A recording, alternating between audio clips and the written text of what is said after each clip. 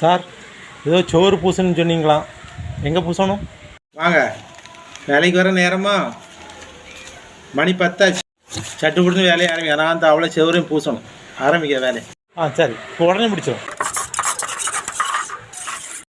தம்பி, வேலையெல்லாம் முடிஞ்சா? வேலையெல்லாம் முடிஞ்சனே. தம்பி, சம்பளம் எவ்வளவு? 1500. என்ன தம்பி அநியாயமாக இருக்குது? ஒரு தூண் பூசிருக்கிறீங்க ஒரு நாள். நான் ராத்திரி பகல் வேலை செய்தால் தான் 450 ரூபா எனக்கு சம்பளம். 1500 கேட்குறீங்க. அது வான் தலையெழுத்து, அதுக்கு நாங்கள் என்ன செய்ய? இப்படி வாங்கினா நீங்கள் நல்லா இருப்பீங்களா, நான் நல்லா இருப்பேனா? நீங்கள் தான் நல்லா இருப்பீங்க. யோ, என்ன ஒரு வாரம் வேலை இருக்கியா? இஷ்டம்னா பாரு, இல்லைன்னா வேறு ஆளை வச்சு வேலை வச்சு. சரி சரி, என்னப்பா அவன் சம்பளம்?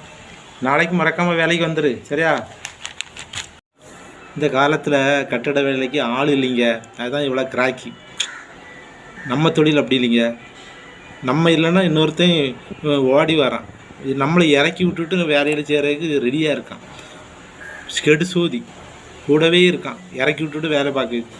அப்போ நமக்கு இங்கே சம்பளம் கூடும். நம்ம கூடவே கூடாது. நமக்கு லாஸ்ட் வரைக்கும் இதுதான் கதி.